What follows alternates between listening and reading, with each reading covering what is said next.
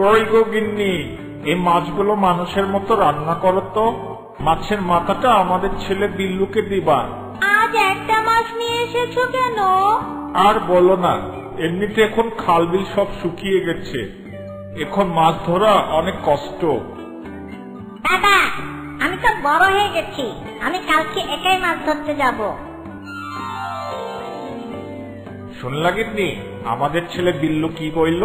তুই কি মাছ ধরতে পারবি? হ্যাঁ মা, আমি পারবো। তাহলে ঠিক আছে বেটা, কাল তুই যাস, তোকে সবকিছুই শিখতে হবে। কি মজা কি মজা, আমি মাছ ধরতে যাব।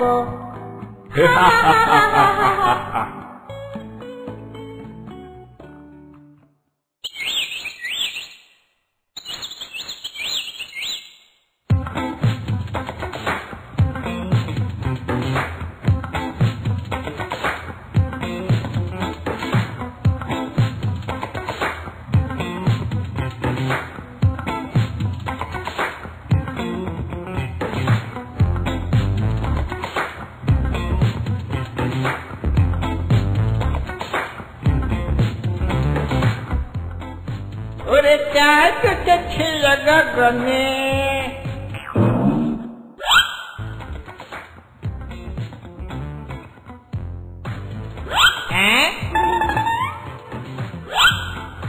আরে এটা তো ভোলারামের ছেলে, একে একে মাছ ধরতে আইছে। এই কচি বেটাকে যে করে হোক খেতে হবে। কুমিরের মাংস তো আর কখনো খাইনি।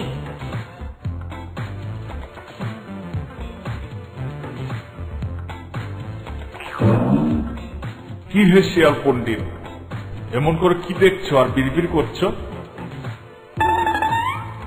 এই তো তোমার ছেলেকে দেখছিলাম, ও তো অনেক বড় হয়ে গেছে, একা একাই মাছ ধরতেছে। হ্যাঁ, বড় আদরের বাচ্চা আমার, ও আজকে একা মাছ ধরবে তাই চলে এসেছে। এই তো সুযোগ আমার, একদিন না একদিন তোর বেটাকে আমি খাবই, তোরা কেউ টের পাবি না। কি হলো, কি ভাবছো তুমি? না না কিছু না, বলি কি তোমার ছেলে তো বড় হচ্ছে, ওকে লেখাপড়া শিখিয়ে মানুষ করার ইচ্ছে আছে নাকি তোমাদের মতো মূর্খা বানাবা? তাই তো, এইটা তো আমি ভাবিনি। আমি ওকে কাল থেকে তোমার কাছে লেখাপড়া শিখতে পাঠাবো। এসো আমার সাথে।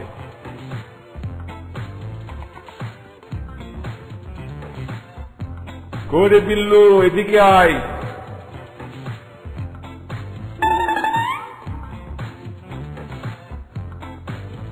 কি হয়েছে বাবা? শোন, কাল থেকে তোর এই মামার কাছে লেখাপড়া করতে যাবি, বুঝলি? তোকে মানুষ হতে হবে। মানুষ? লেখাপড়া করে আবার মানুষ হওয়া যায় নাকি? আমি পড়বো না, আমি চললাম। আরে কি হলো, শুনে যা এদিকে। আরে থাক থাক, দেখবা ও কাল থেকে আমার কাছেই পড়তে আসবে। ঠিক আছে, আমি এবার যাই, জলে গাটা একটু ডুবিয়ে আসি।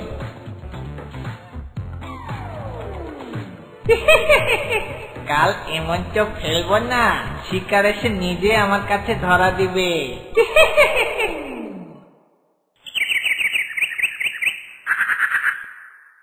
কিরে বিল্লু, সকাল হয়ে গেল, পড়তে যাবি না?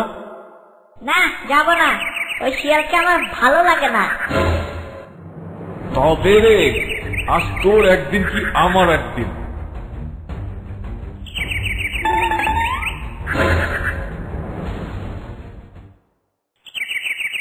দেখলা গিন্নি, ছেলেটা কত বড় পড়াচর হইছে। তুমি চিন্তা করো না, দেখবা সে ঠিকই পড়তে যাবে।